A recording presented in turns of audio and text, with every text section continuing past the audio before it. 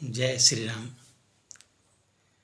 भगवान के चरणों में आस्था रखने वाले भगवत स्वरूपा भाइयों,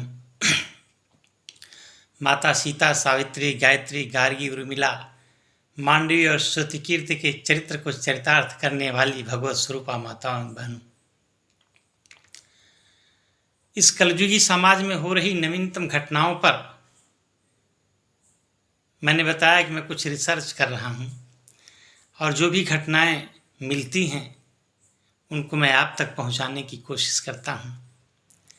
तो आइए अनंत बलवंत हनुमंत की असीम कृपा से, भगवान भोले, माता पार्वती जी के आशीर्वाद से और आनंद कंद कौशल चंद्र दशरथ नंदन राघवेंद्र सरकार की कृपा से हम और आप मिलकर के कुछ चिंतन किया जाए। तो साथियों, घटनाएं तो जीवन में बहुत घटती हैं, लेकिन मैं बड़े गौर से सोचता हूँ और ये हनुमान जी की कृपा से होता है। मेरे बजरंगबली की कृपा जो होती है ना, तो चिंतन के लिए दिमाग उमड़ पड़ता है। अरे वो बजरंगबली ही थे ना जो तुलसीदास जी को तुलसीदास बना दिए, भगवान से मिला दिए। तो मेरे हनुमान जी की कृपा से सब संभव हो रहा है। तो साथियों, इस कलयुगी समाज में क्या कहा जाए, रिश्तों पर तो देख देख करके ताज्जुब होता है कि आज बेटे का बाप के प्रति व्यवहार, पत्नी का पति के प्रति व्यवहार, बाप का बेटे के प्रति व्यवहार, ये क्या इस पर भी ग्लोबल वार्मिंग का असर पड़ रहा है क्या? मेरे दिमाग में बार बार ये बात कौंधती रहती है कि कहाँ गए वो दिन, जाने कहाँ गए वो दिन। आज क्या हो रहा है, समाज कितना गिर रहा है। मैं बार बार आपको हिदायत देता हूँ कि कहीं फंस ना जाना। हर सद्गुरु के चरणों में मन को लगाना, भगवन के चरणों में मन को लगाना।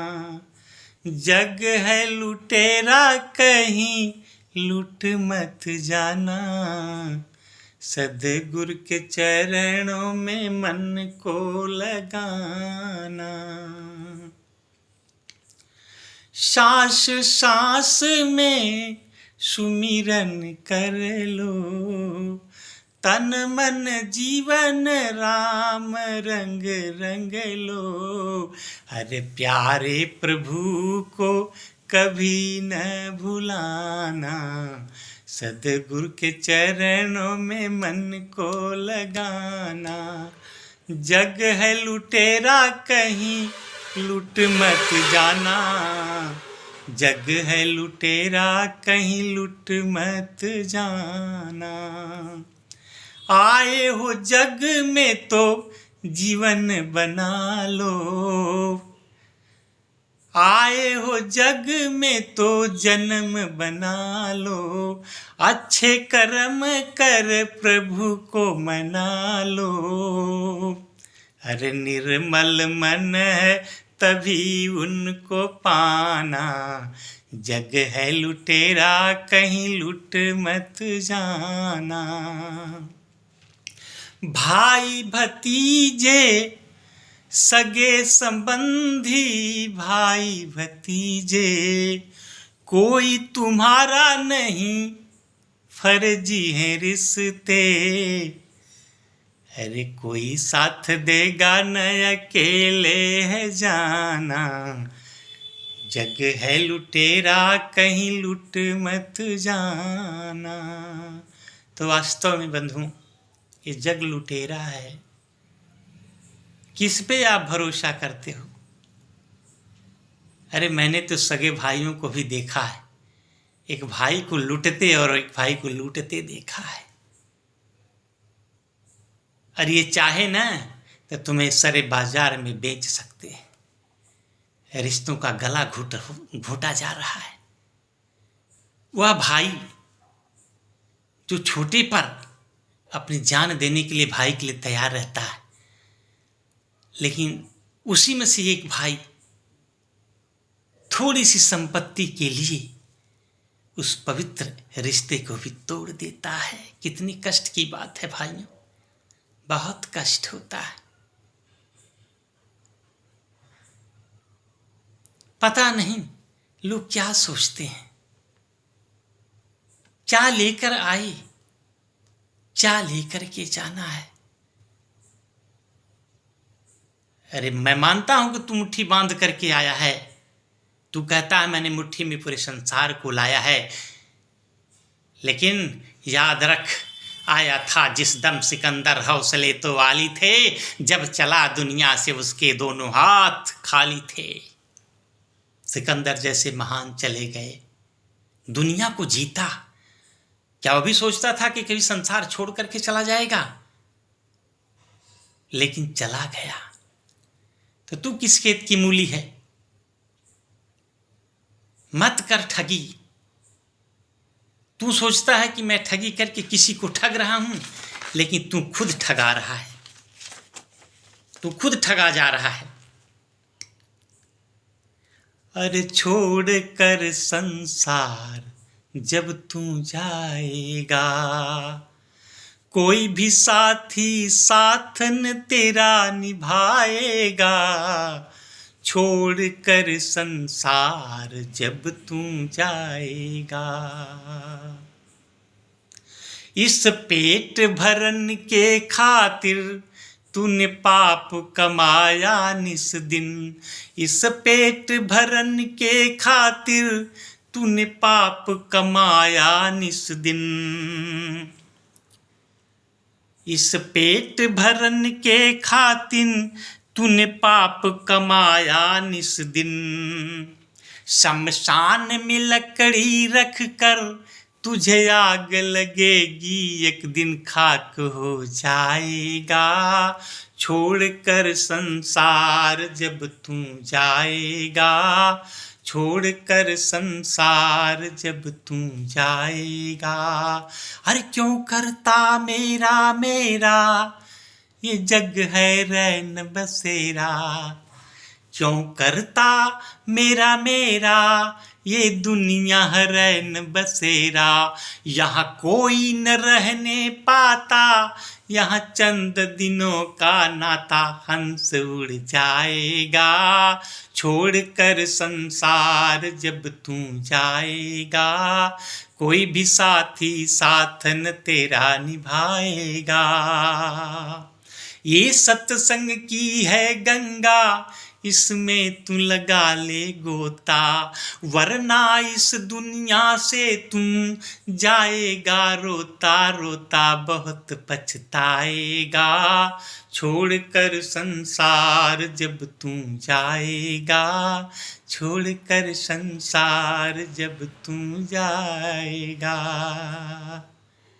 वास्तव में मैं तो कईयों बार अपनी प्रवचन में आपको बता चुका हूँ कि आना जाना नियम पुराना। कोई कल गया, कोई कल जाएगा, कोई आज गया।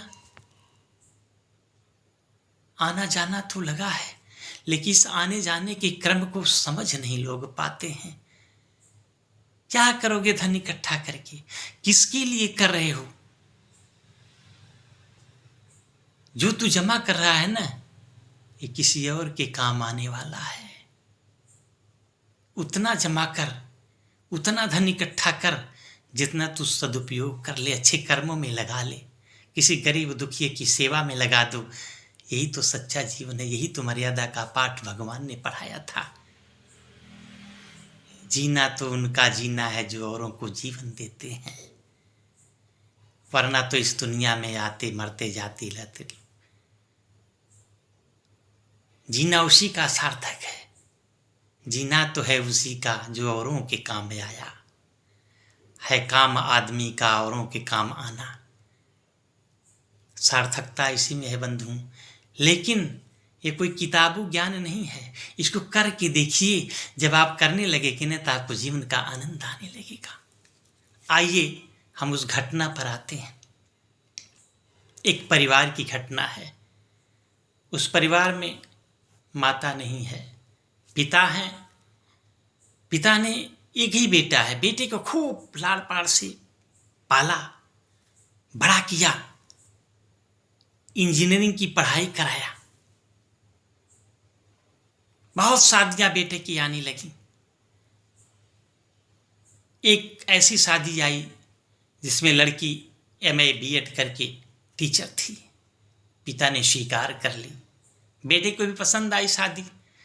शादी हो गई, दुल्हन घर में आई, बस इनका परिवार। बेटा ड्यूटी चला जाता था, ये स्कूल से आती थी, लोगों का आवागमन लगा रहता था। पिताजी टोक टाक करते थे, बेटी ये कौन आए थे? बेटी गुस्सा करे, पापा आप बार बार पूछा करते हैं कौन आए थे, क्या जरूरत आपको पूछने की है? पिताजी चुप। फिर पर्स टांग करके बाजार करती थी। बार बार पिताजी टोकते थे, बेटी इस तरह से बाजार बार बार जाना अच्छी बात नहीं, अभी तो तुम बाजार से आई हो। पिताजी आपसे क्या मतलब, मैं क्या करती हूँ? मेरे जीवन से आप खिलवाड़ कर रहे हैं, मुझे बांध के रखना चाहते हैं। पिता ने कहा नहीं बेटी, मैं बांधना नहीं चाहता हूँ, लेकिन एक अच्छे खानदान का कुछ संस्कार होता है। अब वो तंग आने लगी, अपने पति से पिता के खिलाफ षड्यंत्र रचने लगी। यहां तक षड्यंत्र रच दी कि मेरे साथ कुछ हरकत भी करना चाहती है। बेटा धीरे धीरे एलर्जी होने लगी। एक दिन दोनों ने मीटिंग किया कि चलो पिता को ले चल के अनाथ आश्रम में छोड़ दिया जाए, ये वृद्धाश्रम जो खुला हुआ है उसमें छोड़ दिया जाए। ले गए। पिताजी रो रहे हैं, बेटा अरे घर मेरी, संपत्ति मेरी, तुम लोग मुझे कहाँ ले चल रहे हो? उसने कहा पिताजी सब आपका है, कहीं चला नहीं जाएगा, आप चलिए, वहाँ खूब आराम से आप रहेंगे और वहाँ पर आपको हम महीने का खर्चा देते रहेंगे। ले गए, पिताजी गए उस गोरखपुर के आश्रम में, ले गए, छोड़े अनाथ आश्रम में, छोड़ करके चला है। भूल से गए कि मेरा कोई पिता भी है। समय बीता, कुछ दिनों के बाद उनको एक बेटा पैदा हुआ। बेटा बड़ा हुआ, करीब करीब 15-16 साल का जब बेटा हो गया तो बेटा पढ़ने में बड़ा होनहार था। उसके स्कूल में रैली हुई और उस रैली में उसने भाग लिया। वो अंताक्षरी में था, गाना वाना अच्छा से गा लेता था और इसके बाद नाटक में भी जो एकांकी होता है स्कूल में, उसमें भी उसको स्थान मिला। वो भी गया, रैली में गया। रैली में गया, रैली में ऐसा होता भी है 6-7 दिन का समय, 8 दिन का समय लग जाता है, कभी कभी 15 दिन की रैली हो जाती है। मंडलीय रैली थी। उस रैली में गया बेटा, कार्यक्रम देता था। शाम को उसका एक बहुत प्रिय दोस्त था, उसे कहता यार चलो ना जरा घूम लिया जाए, यहाँ तो कुछ अगल बगल ये नदी का किनारा, थोड़ा घूम लिया जाए हम लोग। तो इसके बाद उसने कहा चलो यार घूमते हैं। घूमते घूमते थोड़ी दूर पर एक अनाथ आश्रम, उस अनाथ आश्रम में जब पहुंचा बेटा तो रोज सब जाते थे। एक दिन गया, 2 दिन, देखा एक बुढ़ा निराश सा बैठा अकेला चिंतन में पड़ा रहता था। उसने कहा यार उस बुढ़े से पूछा जाए, सब तो बुढ़े खुश हैं, वो क्यों दुखी रहता है, मैं 2 दिन से देख रहा हूं, चलो पूछते हैं। गया वो लड़का, होनहार लड़का था। बोला दादा दादा आप इस तरह से क्यों बैठे रहते हैं, इतना निराश क्यों हैं दादा, और तो सब लोग खुश हैं। तो उस बुढ़े ने कहा बेटा और लोग खुश हैं, उनके जीवन में कुछ आनंद की घड़ियां होंगी, लेकिन मेरे जीवन की सब आनंद तो मैंने खो दिया है बेटा, मैं कैसे खुश रह सकता, मुझे तो रोने के सिवा कुछ भी नहीं आता है।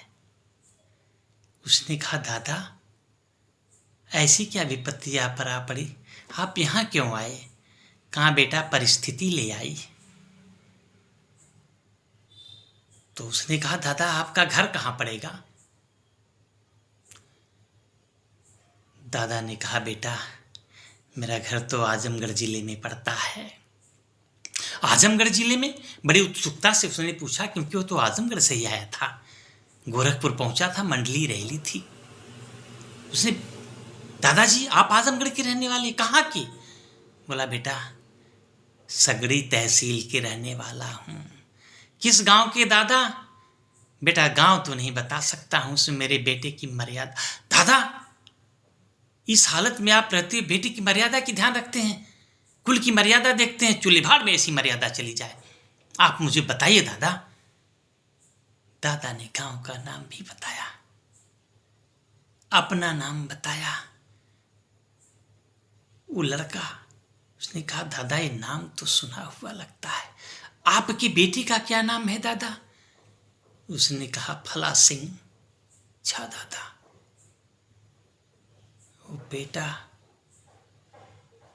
वो तो समझ गया ये मेरे दादा हैं, ये मेरे पिता की करतूत है, मेरे डैड की करतूत है।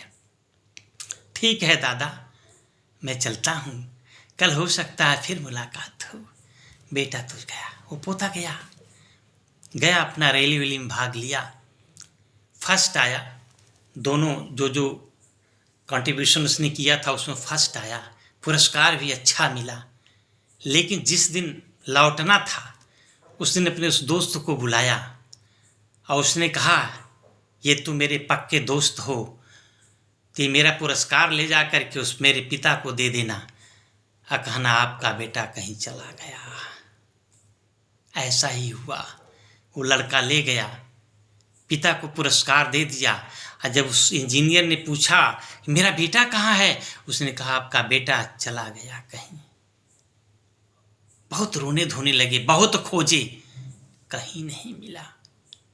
और वह बेटा उसी दिन उसी बाजार में जाकर के एक हलवाई के यहाँ नौकरी ढूंढा। उसने कहा चाचा जी आप मुझे नौकरी देंगे? उसने कहा नहीं बेटा हमारे यहाँ बहुत लोग आते हैं, ऐसे लड़के चले जाते, मैं लड़कों को नहीं रखने वाला हूँ। उसने कहा नहीं चाचा जी आप मुझे नौकरी दे दीजिए, मैं कहीं नहीं जाऊँगा, आपकी सेवा में रहूँगा। आप विश्वास करके 2 दिन की नौकरी दीजिए फिर मुझे निकाल दीजिएगा। कहा ठीक है रहो, 200 रुपया रोज का दूंगा।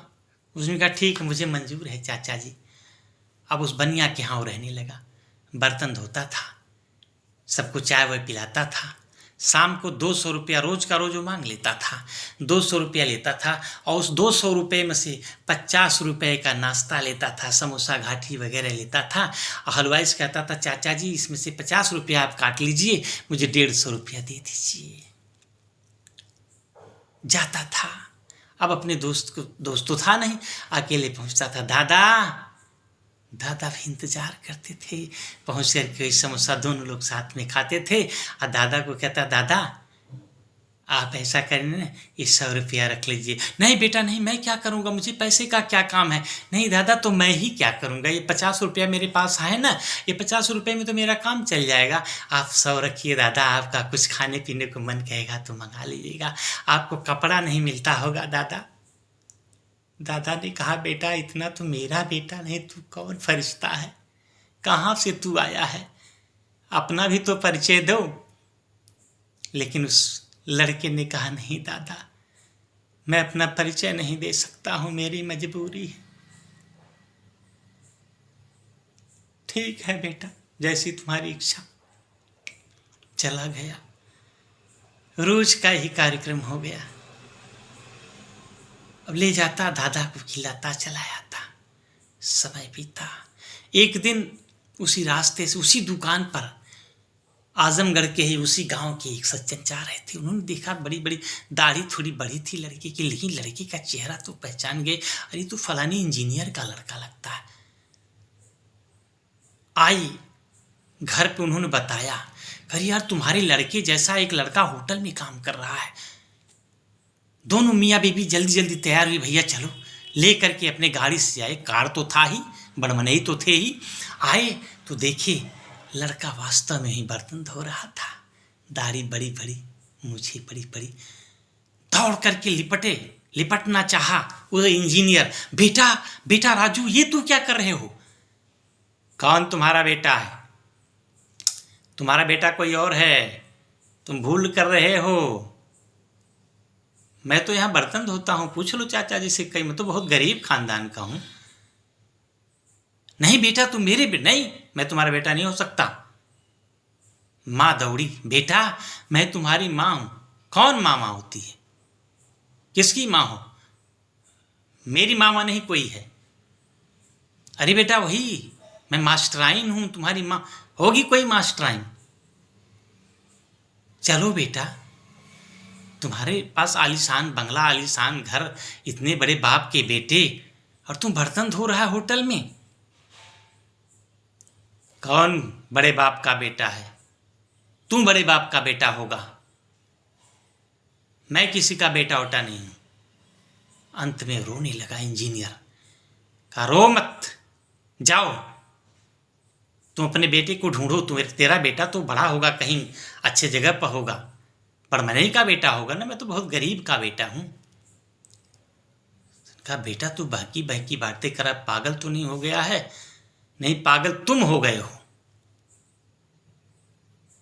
तुम मेरे बाप हो ही नहीं सकते हो। उसने कहा मैं तुम्हारा बाप नहीं हो सकता हूं। बेटे ने पूछा, पोते ने पूछा, ये बताओ तू किसके बेटे हो? क्या है मेरे दादा का नाम? उसने कहा फलाने सिंह। कहाँ है दादा हमारे? वो तो नहीं है दुनिया में। अच्छा, दुनिया में नहीं है, तब तो मैं तुम्हारा बेटा नहीं हुआ, क्योंकि मेरे दादा तो दुनिया में है अभी। कहा कैसी बातें कर रहे हो? कहा चलो मेरे साथ, मैं तुमको एक ऐसे दादा से मिलाता हूं जो हकीकत मेरे दादा ना हो तो सही, लेकिन दादा का प्यार तो दे रहे हैं। उसने कहा चाचा, हलवाई चाचा आप भी चलिए ना, मेरे साथ चलेंगे? उसने कहा क्यों नहीं बेटा, चलूंगा। अब जितने वहां पर ग्राहक थे सब साथ लगे, क्योंकि पास में ही अनाथ आश्रम था। सब पीछे पीछे चल रहे हैं, बेटा लेकर गया। उसकी माँ और डैडी और मम्मी भी थी साथ में। बोला वो बुढ़ा जो बैठा उसको पहचानते हो? हक्का बक्का रह गया। उसने कहा अरे ये तो मेरे पिताजी हैं। कहा अभी अभी तूने कहा तुम्हारे पिताजी दुनिया में नहीं है, ये पिताजी तुम्हारे जिंदा कैसे भूत हैं क्या? उसने कहा बेटा नहीं, यही मेरे पिताजी हैं। कहा ये तुम्हारे पिताजी नहीं हो सकते हैं, क्योंकि वो तो इतने अच्छे आदमी हैं, तू इतना अच्छा नहीं है। जो अपने बाप को अनाथ आश्रम में भेज सकता है वो मेरा कैसे होगा? मेरा बाप कैसे हो सकता है? तू मेरे बाप नहीं हो सकते है। रोने लगा, बहू भी रोने लगी, उसकी माँ जो मम्मी थी वो भी रोने लगी। लिपट करके कहा, बेटे पोते ने कहा नहीं, मेरे यहाँ रोने से कुछ तुम्हारा होने वाला नहीं है। यदि मेरे दादाजी को तुम मना लो तो कुछ शायद तुम्हारा काम बन जाए, लेकिन मुझसे तो हाथ ही धो जाओगे तुम लोग। भागी भागी दौड़े गए, पिताजी के चरणों पर गिर पड़े। उसने कहा पिताजी आपके खिलाफ मुझे इसने बहुत भर दिया था, एक तमाचा जड़ा। और उसने कहा बोल, तू जो बोली थी मेरे पिताजी के बारे में क्या वो सत्य था? उसने कहा नहीं, मैंने पिताजी के बारे में एकदम गलत बताया था। पिताजी तो देवता है, मुझे बेटी ही समझा करते थे, लेकिन मेरे दिमाग में जहर भर गया था पिताजी के खिलाफ। पिताजी आप मुझे हो सके तो माफ़ करिए, नहीं तो मैं जहर खा के मर जाऊंगी। पिताजी रोने लगे। रोते रोते पिताजी ने क्या कहा? पिताजी ने रोते रोते कहा कि बेटा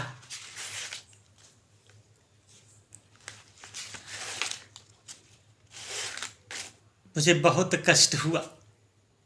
एक तो मैं घर से निकला, और दूसरे जब घर से निकला तो तेरी याद मुझे बराबर आती थी बेटा, लेकिन ये बहू के जो इल्जाम थे मुझे कौंध रहे थे। एक तो मेरा घर छूटा, बेटा छूटा, दूसरे मेरी इज्जत भी गई। आज उसी कलंक से मैं जी रहा हूं। रोते हुए पिताजी ने कहा क्या याद मेरी आती नहीं, ओ बेटा कितने लाड़ से पाला था तुम्हें मैं, पाला था तुम्हें मैं, क्या याद मेरी आती नहीं। जब पैदा हुआ था तो कितना जश्न मनाया, अरे लड्डू भी बटाया था और था नाच कराया। लड्डू भी बटाया था और था नाच कराया। सब बात याद करके मन रोता है बेटा, ये मन रोता है बेटा, क्या याद मेरी आई नहीं। जब छोटा था बेटा तो मैं कंधे पे बिठा था, जब छोटा था बेटा तो मैं कंधे पे बिठाता। जो प्रश्न तू करते थे सब जवाब बताता। जब मेरी बारी आई तो मुख मोड़ा है बेटा, अरे मुख मोड़ा है बेटा, क्या याद मेरी आई नहीं। जिस माँ ने तुझे जन्म दिया उसको भुलाया। अरे अपनी माँ को ही याद करते नहीं है, लेकिन उसकी यादों में मुझे भी याद करते बेटा, तभी शायद मैं याद आता। तो जिस माँ ने तुझे जन्म दिया उसको भुलाया। अरे माँ ने था तुझे दूध पिलाया मेरे बेटा, उस माँ के दूध कर्ज को तू भूला है बेटा, अरे भूला है ये बेटा, क्या याद मेरी आई नहीं। कितना तुम्हें पढ़ाया कितना बड़ा बनाया, लेकिन ये बेटा तुमने न दायित्व निभाया। यही सोच करके आँख बरसती है ये बेटा, अरे बरसती है ये बेटा, क्या याद मेरी आती नहीं। यही सोच सोच करके मैं रोया करता था बेटा। रात तो कट जाती थी कुछ नींद की गोली खा खा करके, लेकिन बेटा जब दिन होता था न तो किसी के बेटे को देख करके मेरा दिल रोता था। लेकिन आज तू न सही सही, तू सही नहीं निकला कोई बात नहीं, लेकिन तुम्हारी औलाद ने मुझे तृप्त कर दिया है। जा बेटा जा। पोते को दादा ने बुलाया, बेटा तुम अपने माँ बाप की सेवा करना, इनको इस तरह से मत करना जैसा इन्होंने मेरे साथ किया है। पोते ने कहा दादा मैं इनके साथ जाऊंगा, मैं आप जैसे देवता को छोड़ करके ये जो मैं नौकरी कर रहा हूँ ना इसी में खूब संतुष्ट हूँ। मैं आपकी सेवा करूँगा, अपने जीवन को धन्य बनाऊँगा, इसलिए दादा मैं इनके साथ नहीं जा सकता हूँ, आप मुझे बाध्य न करिए। रोने लगे सब लिपट लिपट करके, दोनों बहू और बेटे दादा का चरण पिता का चरण पकड़ के रोने लगे। पिताजी आप इसको मनाइए, और आपके बिना हम लोग भी नहीं जाएंगे, अब यहीं अनाथाश्रम में हम लोग भी रह जाएंगे, सब संपत्ति को दान कर दिया जाएगा। दादा ने पोते को बुलाया, बेटा बेटा इनको क्षमा कर दो, इनको क्षमा कर दो बेटा, यदि मुझे कुछ देना चाहते हो तो यही मेरी सच्ची सेवा होगी। तो पोते ने कहा दादा मैं इनको एक शर्त पर माफ कर सकता हूं, यदि आप अभी घर लौट चले। दादा ने कहा बेटा जैसी तुम्हारी आज्ञा। पोते ने हाथ पकड़ा दादा का और चल दिया घर की तरफ, आजमगढ़। धन्य हो पोते, तूने दो दो पीढ़ियों को तार दिया। तो ऐ दुनिया वालों कुछ ऐसा कर्म करो, ऐ नवयुवक बेटों कुछ ऐसा कर्म करो कि समाज तुमसे कुछ सीखे। उस पोते ने ऐसा कर्म किया, और सोते रहने से कुछ नहीं होने वाला है। जागो।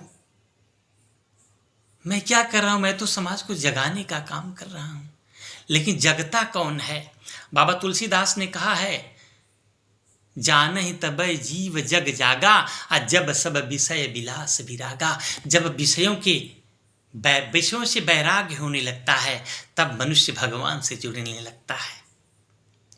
अरे किस धुन में बैठा है बांवरे, किस मद में तू मस्ताना है। ओ सोने वाले जाग जाए, संसार मुसाफिर खाना है। ओ सोने वाले जाग जाए, संसार मुसाफिर खाना है। क्या लेकर के आया जग में, क्या लेकर के जाएगा, क्या लेकर के जाएगा। अरे मुट्ठी बांधे आया जग में, तुझे हाथ पसारे जाना है। ओ सोने वाले जाग जाए, संसार मुसाफिर खाना है। ओ सोने वाले जाग जाए, संसार मुसाफिर खाना है। कोई आज गया कोई काल गया, कोई चंद रोज में जाएगा, चंद रोज में जाएगा। अरे जिस घर से निकल गया पंछी, उस घर में फिर नहीं आना है। ओ सोने वाले जाग जाए, संसार मुसाफिर खाना है। सुत मात पिता बांधव नारी, धन धाम में यहीं रह जाएगा, धन धाम में यहीं रह जाएगा। ये चंद रोज की यारी है, फिर अपना कौन बेगाना है। ओ सोने वाले जाग जाए, संसार मुसाफिर खाना है। कहें भिक्षुयति कुछ जतन करो, फिर ऐसा समय न आएगा, ऐसा समय न आएगा। अरे पाकर कंचन सी काया को, फिर हाथ मीज पछताना है। ओ सोने वाले जाग जाए, संसार मुसाफिर खाना है। तो बंधुओं, समय रहते जाग जाइए और संसार को जगाइए, क्योंकि ज़्यादा लोग सोते ही मिलेंगे। जैसे हनुमान जी लंका में गए ना, तो मंदिर मंदिर प्रति कर शोधा, देखे जहाँ तहाँ अगणित जोधा। सैन किए देखा कपितेहि, मंदिर महन देख बैदेही। और जहाँ सोते लोग रहते हैं ना, वहाँ भक्ति नहीं आती है। बैदेही का मतलब होता है भक्ति बंधुओं। और भक्ति तब आएगी जब जगेंगी और दूसरों को जगाएंगी। रावण तो सोता रह गया, लंका में जागने वाला एक था विभीषण। अब विभीषण जगने वाला था तो विभीषण भगवान को पा गया, रावण सोने वाला था, रावण दुनिया को छोड़ गया। तो बंधुओं, ऐसा है ना कि भगवान को पाना है, भक्ति को पाना है, तो आप अच्छे कर्म करिए, धर्म पूर्वक जीवन जी लीजिए। देखिए धर्म पूर्वक जीवन जीने का मतलब क्या होता है, आप खुद अनुभव करेंगे। जय श्री राम, जय भोले भगवान।